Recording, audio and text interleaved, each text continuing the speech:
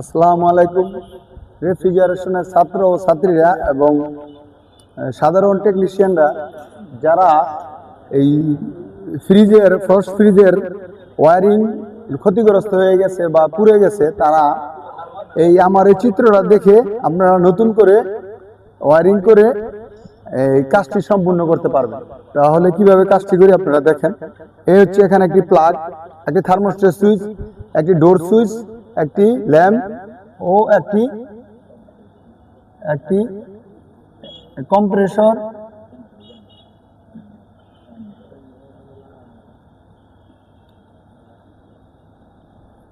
এই হচ্ছে একটি রিলে, তারপরে এই হচ্ছে একটি ওভারলোড প্রোটেক্টর। তারপরে এখন আমরা এই দেখেন, এখান থেকে আমরা কানেকশন নিয়ে গেলাম থার্মোস্ট্যাট সুইচে। থার্মোস্ট্যাট সুইচ থেকে আমরা ইলেকট্রিক লাইন নিয়ে আসলাম ক্যাবিনেট ল্যাম্প থেকে নিয়ে এই ডোর সুইচ থেকে নিয়ে আসলাম ক্যাবিনেট ল্যাম্পে। ক্যাবিনেট ল্যাম্প থেকে এখন আমরা লাইন নিয়ে আসলাম এই রিলে নিউট্রাল পয়েন্ট। রিলে যে নিউট্রাল গেছে সে কম্প্রেসরের রিলে নিউট্রাল যাবে, সে নিউট্রাল পয়েন্ট।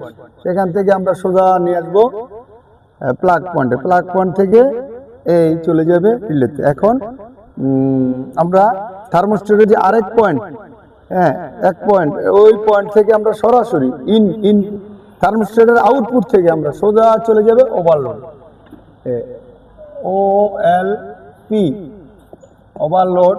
তারপর হচ্ছে কম্প্রেসর COM, তারপর হচ্ছে রিলে RELL, রিলে। তারপর হচ্ছে ল্যাম্প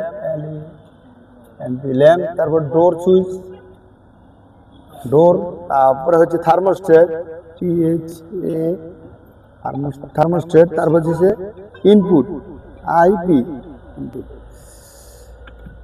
তাহলে আপনারা এইভাবে এই কানেকশনটি দেখে আপনারা একটি ফ্রস্ট ফ্রিজের নতুন করে ওয়ারিং করে দিতে পারবেন। আসসালামু আলাইকুম।